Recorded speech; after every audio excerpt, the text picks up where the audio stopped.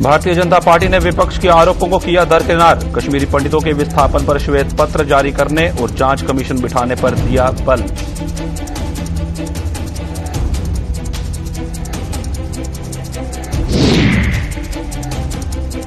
वंशवाद व परिवारवाद से छुटकारा चाहते हैं लोग, भाजपा ने किया दावा। पीएम की नीतियां लाने लगी रंग। द कश्मीर फाइल्स ने कई नेताओं की खोली पोल।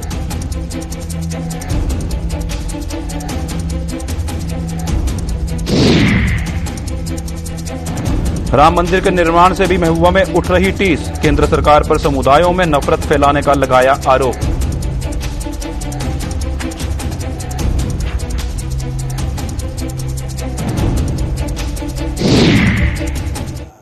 नमस्कार, जम्मू कश्मीर की खास खबरों में आपका स्वागत है। मैं हूं साहिल केरनी। चलिए शुरुआत करते हैं खबरों की।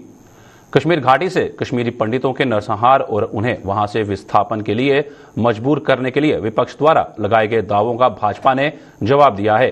भाजपा ने जम्मू कश्मीर के सह प्रभारी आशीष सूद ने इन आरोपों का खंडन करते हुए विपक्ष पर अपने कर्मों को छिपाने का आरोप लगाया है। श्रीनगर में आज एक प्रेस कॉन्फ्रेंस के दौरान आशीष सूद ने कहा कि जो लोग आज तक पाकिस्तान से बातचीत की हिमायत करते आए हैं, वही लोग कश्मीरी पंडितों की इस हालत के लिए जिम्मेदार हैं। उधर प्रेस कॉन्फ्रेंस में मौजूद भाजपा के संगठन महामंत्री अशोक कोल ने कश्मीरी पंडितों के विस्थापन की जांच और इस पर श्वेत पत्र जारी करने और एक जांच कमीशन बिठाने की मांग की है। ये नैरेटिव है अपने कर्मों को छुपाने के लिए। उस समय के इतिहास को मैं डिबेट में नहीं जाना चाहता हूं, क्योंकि जितना खोलेंगे उसमें चार बातें ऐसी होती है। मैं इस बात को पक्का कह सकता हूं कि कहीं का भी समाज हो, चाहे कश्मीरी मुसलमान हो या कश्मीरी पंडित हो, वो दोनों समाज, दोनों लोग मिलकर रहना चाहते हैं। मगर जो लोग आज तक पाकिस्तान के लिए यहां पर बल्लेबाजी करते हैं, पाकिस्तान के से बात करने का, पाकिस्तान के आधार पर जम्मू कश्मीर को चलाने की बात करते हैं, वही लोग इसके लिए रिस्पॉन्सिबल। कश्मीर फाइल्स के बारे में शुरू से ही कश्मीरी पंडित लीडर्स ये बात कहते थे कि इसका कोई कमीशन बैठना चाहिए और व्हाइट पेपर सामने आना चाहिए, और वहीं कल मुझे लगता है फारूक साहब ने भी कहा है, और व्हाइट पेपर आना चाहिए। हम भी उसकी फारूक साहब के साथ उसकी तहदीद करते हैं कि सरकार बनाए, और व्हाइट पेपर में वही आएगा जो प्रेस में ये कहे कि मैंने 20 लोगों को मारा है तो उसको आपने बचा के रखा है। हमारे डीजीपी जो उस समय पुलिस के बड़े अफसर होंगे, वो कहते हैं कि 70 लोगों को आपने छोड़ा, किसके कहने पर छोड़ा? अब ये सब बातें, कमीशन तो बैठना ही चाहिए, और कमीशन इसकी इंक्वायरी करें और सच का दूध का दूध, पानी का पानी। जैसे भारतीय जनता पार्टी ने दावा किया है कि आज जम्मू कश्मीर की अवाम अब वंशवाद और परिवारवाद से छुटकारा पाने के लिए पक्ष में है। रामबन में आज एक जनसभा को संबोधित करने के बाद भाजपा के जम्मू कश्मीर प्रभारी तरुण चुग ने कहा कि मौजूदा समय में यह साबित भी हो रहा है कि कोई प्रधानमंत्री नरेंद्र मोदी के सबका साथ सबका विकास के नारे का समर्थन कर रहा है। वहीं बॉलीवुड द कश्मीर फाइल्स पर पूछे गए एक सवाल के जवाब में उन्होंने बताया कि इस फिल्म ने कई नेताओं की सच्चाई सामने लाकर रख दी है और उनमें अब घबराहट पैदा होने लगी है।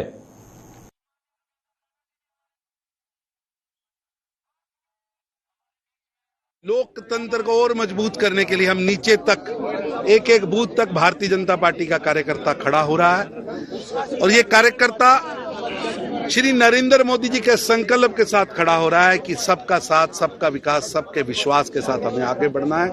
और ये कार्यकर्ता निकल कर आए हैं, गांव से निकल कर आए हैं, और ये चाहते हैं जम्मू कश्मीर को इस वंशवाद के, 3 परिवारों के परिवारवाद से मुक्ति मिले, और भारतीय जनता पार्टी के विकास के रथ पर डबल इंजन की सरकार यहां पर बनाया गया कि किस तरह कुछ लोग जिनकी जिम्मेवारी थी वो जिम्मेवारी से भागे और कश्मीरी पंडितों को मरने के लिए छोड़ दिया, उन पर अत्याचार होने दिया। वो कश्मीरी फाइल्स का जो सच है, उस सच से इन नेताओं में घबराहट हो रही है। उस सच से इन नेताओं का काला घिनौना चेहरा सामने आ रहा है। पीडीपी अध्यक्षा महबूबा मुफ्ती को जहां Bollywood film the Kashmir files फूटी आंख नहीं सुहा रही है, वहीं अयोध्या में राम मंदिर का निर्माण होने से भी उनमें टीस उठ रही है। जम्मू में आज पीडीपी के एक दिवसीय अधिवेशन को संबोधित करते हुए महबूबा मुफ्ती ने केंद्र सरकार पर द कश्मीर फाइल्स को हथियार बनाकर मुसलमानों के खिलाफ नफरत फैलाने और कश्मीरी पंडितों के दर्द को बढ़ाने का आरोप लगाया। महबूबा मुफ्ती ने यह आरोप भी लगाया कि केंद्र सरकार युवाओं को रोजगार देने और अस्पतालों व स्कूलों के निर्माण के बजाय राम मंदिर का निर्माण करवा रही है, जो कि उसका काम नहीं है। मगर आपके लिए क्या किया बीजेपी ने? उस फिल्म को प्राइम मिनिस्टर प्रमोट करता है, ऐसी फिल्म और जब हॉल में जाते हैं, जब भगत सिंह जी की फिल्म देखी तो लोग आपस में भाईचारा बढ़ गया, मगर जब ये फिल्म देखते हैं वहां इनके गुंडे होते हैं, वो वहां मुसलमानों के खिलाफ नारा लगाते हैं, कश्मीरियों के खिलाफ नारा लगाते हैं। मुझे दुख है, ये क्या जाने कश्मीरी पंडित क्या होता है। ये तो उनके दुख को हथियार बना के इस्तेमाल करना चाहते हैं, नफरत फैलाना चाहते हैं। मैं कश्मीरी पंडितों के घरों में पली हूं। मेरे बाप ने आरसपुरा से इलेक्शन लड़ा और जीता हिंदू इलाके में। मखनलाल फोतेदार पहलगाम से इलेक्शन जीते थे कश्मीर में। अरे इनको क्या पता है ये कश्मीरी पंडित क्या होता है, ये क्या होता है। ये तो सिर्फ नफरत जानते हैं, नफरत के अलावा कुछ नहीं। ये चाहते हैं कि कोई हमें नौकरी का ना पूछे, कोई हमें रोजगार की बात ना करे, बिजली की बात ना करे, पानी की बात ना करे, सिर्फ वो आपस में लड़ते रहें। आपने देखा मंदिर और मस्जिद, मंदिर कौन बनाता है? लोग बनाते हैं। मंदिर तो लोगों का बनाने का काम है ना। ये तो सरकार को तो स्कूल बनाने हैं, अस्पताल बनाने हैं, अच्छी सड़कें बनानी है, बिजली देनी है लोगों को, रोजगार देना है नौजवानों को। मगर ये क्या कहते हैं, हमने राम मंदिर बनाया। भैया आप कौन होते हो राम जी का मंदिर बनाने वाले?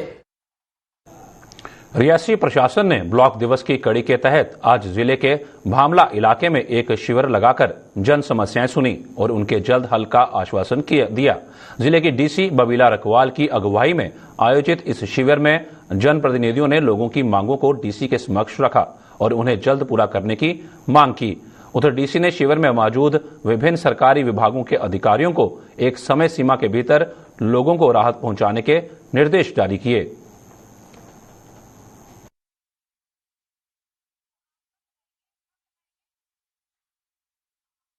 कुछ जो हमने कोशिश की कि इंस्टेंटली रिजॉल्व कर सके, क्योंकि हम फाइनेंशियल क्लोजिंग पे हैं, तो जो इनकी डिमांड्स हैं वो हम प्लान में डालने की इनकॉर्पोरेट करने की कोशिश करेंगे। पीआरआई मेंबर से भी रिक्वेस्ट है, बीडीसी, डीडीसी, ये भी अब अगर अपने प्लान में कुछ इनके पोर्शन डाल देंगे तो सभी का इशू रिजॉल्व हो जाएगा। ये ज्वाइंटली करना है हमने, क्योंकि फाइनेंशियल असिस्टेंस जो हमको आएगी, जो हमारे को हमारा जो बजट है, यूटी का बजट है, कैपेक्स बजट है, उसमें हमारे को सीलिंग ऑलरेडी फिक्स हो गई। जो लास्ट ईयर की सीलिंग थी वही इस साल की भी सीलिंग। बस हमने उसमें प्लान वर्कआउट करना है कि कौन कौन सा प्लान डालकर जो प्रायोरिटाइज करना बहुत जरूरी है, प्रायोरिटाइज करके रखेंगे ताकि मैक्सिमम से मैक्सिमम लोगों का बेनिफिट हो सके। सशस्त्र सीमा बल द्वारा डोडा में आजादी का अमृत महोत्सव के उपलक्ष्य पर आयोजित किए गए विभिन्न ट्रेनिंग कोर्स संपन्न हुए। एसएसपी की 7वीं बटालियन ने डोडा में एक कार्यक्रम का आयोजन कर ये कोर्स कराने वाले युवाओं में सर्टिफिकेट बांटे और उन्हें भविष्य के लिए शुभकामनाएं दी। डोडा के डीसी विकास शर्मा इस मौके पर मुख्य अतिथि थे। आपको बता दें कि एसएसबी की ओर से ये कोर्स करवाने के साथ साथ विभिन्न स्कूलों को कंप्यूटर आदि भी मुहैया करवाए गए।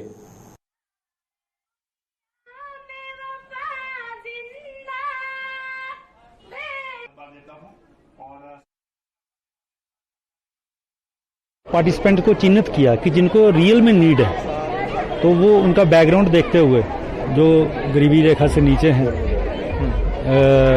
उनको मुख्यतः हमने उनको प्रेफरेंस दी है। और यही हमारी इंटेंशन था कि वो कम से कम सेल्फ कंटेन्ड हों, थोड़ा बहुत अपने लिए वो अर्न कर पाए, ताकि हमारे ट्रूप्स से पब्लिक का कोई गैप नहीं है। तो यही एक we are having very soft skills, और इस पे ज़्यादा हम एम्फेसिस देते हैं ट्रेनिंग के दौरान भी कि पब्लिक से कैसे डील करना है, specially how to deal with the ladies और जो एल्डर्स पीपल हैं। पुंछ के चांडक इलाके में आज एक गरीब का आशियाना संदिग्ध परिस्थितियों में लगी आग में राख हो गया। आग लगने की सूचना मिलने पर दमकल विभाग की एक गाड़ी मौके पर रवाना हुई, लेकिन चढ़ाई व तंग सड़क होने की वजह से वो मौके पर नहीं पहुंच पाई। लेकिन इसके बावजूद दमकल कर्मी गाड़ी बीच रास्ते में छोड़कर मौके पर पहुंचे और स्थानीय लोगों की मदद से इस कच्चे मकान को बीच में से काटकर मकान का आधा हिस्सा बचा लिया। आग में हालांकि इस मकान में रहने वाले परिवार का काफी सामान जलकर राख हो गया। गनीमत यह रही कि इस हादसे में ना तो कोई जानी नुकसान हुआ और ना ही कोई घायल।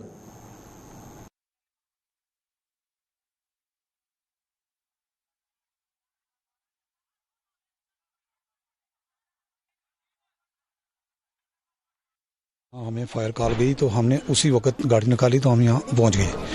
तो यहाँ रोड सिंगल रोड है, उसमें हमारी गाड़ी 3 किलोमीटर नीचे रुक गई। वहाँ से ऊपर जो रोड है ये सिंगल रोड है, यहाँ छोटी गाड़ी आ सकती है, बड़ी गाड़ी जो है यहाँ लोडेड गाड़ी है वो यहाँ नहीं चढ़ सकती। लंबी गाड़ी है और पानी है, उसमें 7,000 लीटर कैपेसिटी है उसकी, तो यहाँ रास्ता जो है तंग है। तो उसकी वजह से फिर हमने गाड़ी वहीं खड़ी की। तो एक बंदा वहाँ रखा, बाकी हमारे 6 आदमी यहाँ काम कर रहे हैं। गिनती बेलचा पकड़ा है। ये मकान जो है कच्चा मकान है, इसको हमने कट किया सेंटर से, तो आधा मकान हमने यहाँ पहुँच के बचा लिया, कवर कर लिया। लोगों को भी साथ में रखा और हमारी नफरी खुद भी लगी, तो हम खुद साथ रह गए, तो आधा मकान जो है हमने बचा लिया।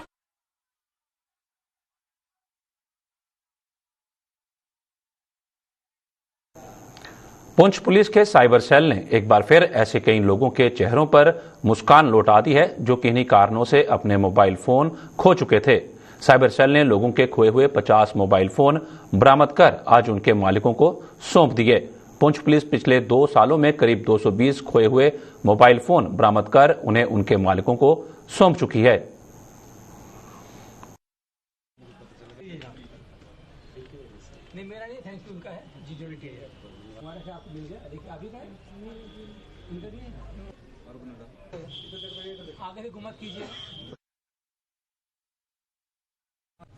इसमें यही है कि आपकी जैसे आप देख रहे हैं, लोगों के पास मोबाइल है, रोज़मर्रा की चीज़ है, अच्छे कॉस्टली मोबाइल हैं, सिंपल भी हैं, और कहीं वजूहात की वजह से मोबाइल लोगों के गुम हो जाते हैं या उनको नहीं मिलते हैं। उसी तरह के दौरान हमारा पास एक हमारा सेल है जिसमें लोग बड़ी अपनी एक्सपेक्टेशन के साथ कंप्लेन करते हैं कि हमारा मोबाइल गुम हुआ है, और जो भी हमारे पास कंप्लेन आती है छोटी बड़ी, हम पूरी कोशिश करते हैं कि हम उस फ़ोन को रिकवर करें। उसी में हमने जो एफर्ट करा है, पिछले कुछ 1 आध महीने में हमने 50 के करीब मोबाइल आज रिकवर किए हमारी टीम ने, और आज हमने उनके लवाकिन को, उनके ओनर्स को बुलाया है ताकि हम उनको प्रॉपर सीट हैंड ओवर कर सकें और मोबाइल को वापस हवाले दे सकें। कि बच्चे बच्चियाँ, पहले ऑफलाइन मोड था, सबके पास फ़ोन था, बच्चों पर भी जिम्मेवारी आती होती है, पेरेंट्स पर भी जिम्मेवारी आती होती है कि उनका बच्चा जो फ़ोन इस्तेमाल करे ऐसी चीज़ ना लिखे, ऐसी चीज़ ना देखे और ऐसी चीज़ ना करे जिससे माशरे में, समाज में, उनके घर में कोई परेशानी हो। इसके लिए हम एक एडवाइजरी और जारी करेंगे, और खासकर उसमें हमारा कंसर्न बच्चियां हैं जो कॉलेज स्कूल में पढ़ती हैं, कि जब वो अपने सोशल मीडिया में अपने प्रोफाइल्स वगैरह बनाएं, वो उसमें प्रॉपर प्रिकॉशंस लें। उनका हम उनको जिक्र करके बताएंगे क्या वो प्रिकॉशन लें ताकि वो भी इससे बचें और कोई उनके प्रोफाइल का गलत इस्तेमाल ना कर सके। तकरीबन 3 महीने पहले मैं घर जा रहा था, जाते हुए गाड़ी में मेरा मोबाइल गुम हो चुका था और मुझे बहुत परेशानी हुई, बहुत दुख हुआ कि मोबाइल गुम हो गया। और फिर मैं वापस आए, यहाँ कर एप्लीकेशन जमा करे, कंप्लेंट पुलिस को दी। पुलिस वालों ने दौड़ भाग करके जो है मेरा मोबाइल ट्रेस पे लगा दिया। आज वो मेरा मोबाइल ट्रेस हो चुका है, मिल चुका है। मुझे बुलाया गया फ़ोन करके कि आपका मोबाइल मिल गया, आओ। और मैं आज यहाँ पुलिस स्टेशन पुंछ में यहाँ हाज़िर हुआ हूँ अपना मोबाइल लेने के लिए। और मैं तमाम पुलिस वालों का शुक्रिया अदा करना चाहता हूँ कि जिन्होंने आज मेरा मोबाइल जो है दौड़ भाग करके वो मेरे हवाले करना चाहा। और मैं पुलिस वालों का बहुत शुक्रिया अदा करना चाहता हूँ कि जिन्होंने अपनी मेहनत मशक्क़त से हमारा ये काम किया। हम इनका सहारा बनना चाहते हैं। भारत के स्वतंत्रता संग्राम में महत्वपूर्ण भूमिका निभाने वाले शहीद आजम भगत सिंह, सुखदेव और राजगुरु का आज 91वां शहीदी दिवस मनाया जा रहा है। देश के साथ साथ जम्मू कश्मीर में भी आज जगह जगह आयोजित कार्यक्रमों में लोगों ने इन तीनों सेनानियों को अपने श्रद्धा सुमन अर्पित किए। इस कड़ी में आरएसपुरा में पूर्व मंत्री श्यामलाल चौधरी की अगुवाई में आयोजित कार्यक्रम के दौरान भगत सिंह चौक पर आयोजित कार्यक्रम में इन तीनों शहीदों को नमन किया गया। इसके अलावा जम्मू स्थित भाजपा मुख्यालय और कांग्रेस मुख्यालय के अलावा फ्रीडम फाइटर्स एसोसिएशन ने भी इन शहीदों को अपनी भावभीनी श्रद्धांजलि दी।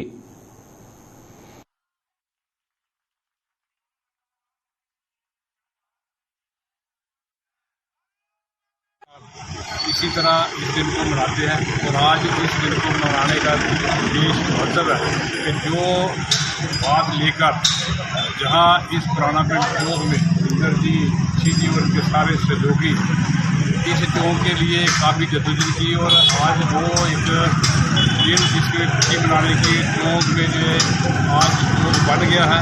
और चंद दिनों के बाद जहाँ शहीद भगत सिंह की एक भव्य मूर्ति है वो भी स्थापित की जा रही है कि जो जहाँ के लोगों की एक इच्छा थी कि जहाँ शहीद भगत सिंह का चौक बने और चौक बनने के बाद अच्छी जहाँ एक शहीद भगत सिंह की मूर्ति लगे जिसने देश के लिए अपना बलिदान दिया।